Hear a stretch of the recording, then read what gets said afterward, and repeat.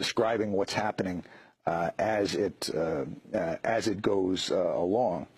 The group that they are using to front the street demonstrations is called the FPI. The FPI is what are known in Indonesia as preman, street thugs.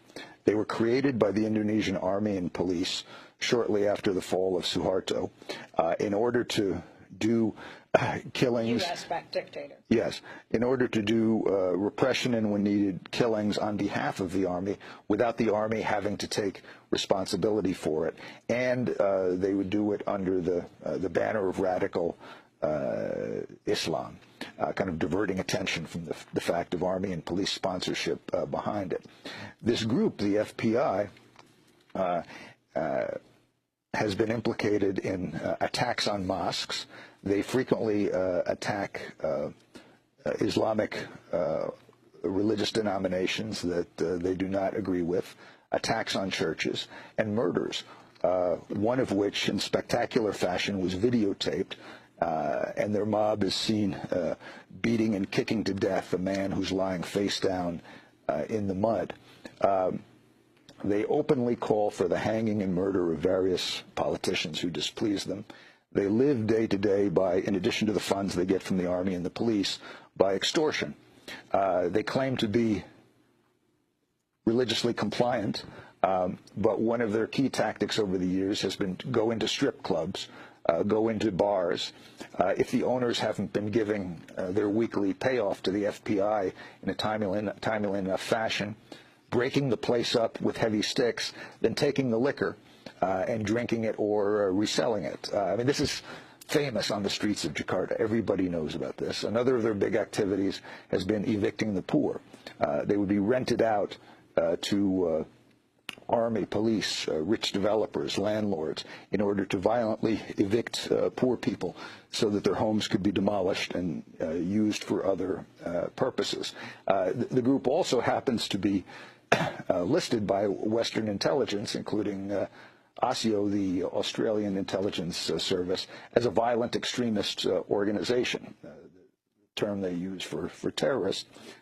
And this happens to be one of the cases where their characterization of a movement as violent and extremist is accurate. This group FPI also has numerous connections to ISIS. The leader of the FPI militia is a lawyer who is a corporate lawyer for Freeport-McMoRan, the giant U.S. mining corporation that is controlled by Carl Icahn, Donald Trump's good friend and White House deregulation advisor.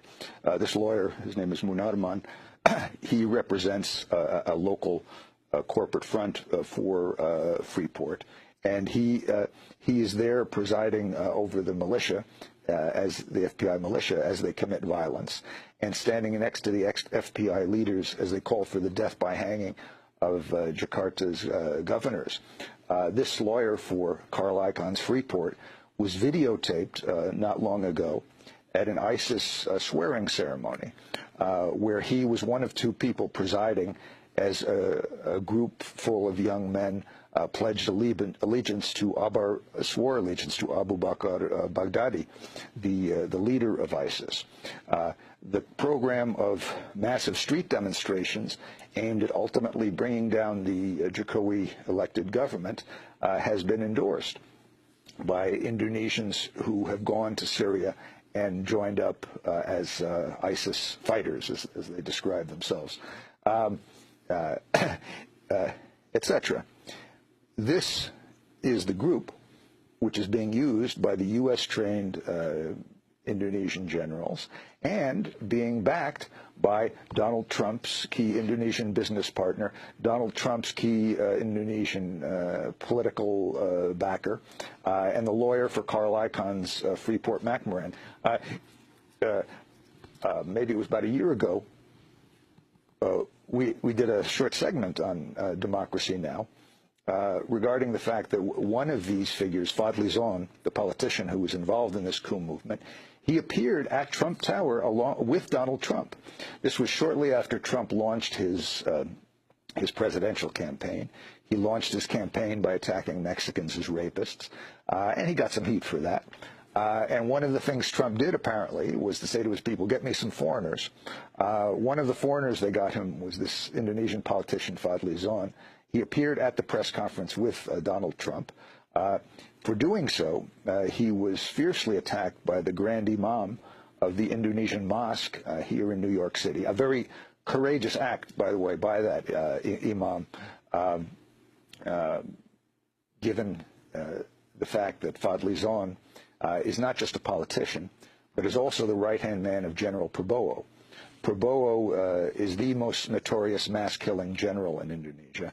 He was also the general who was the closest protege of the U.S. Pentagon and intelligence during his military career. So Fadli Zon was attacked by Prabowo was instrumental in East Timor. Yes, he did massacres in Timor and many other places. But now it is his right-hand man, Fadli Zon, who was appearing with Trump at Trump Tower, helping in the initial stages of launching the campaign, and who is now one of the main supporters of this movement, which has as its final goal the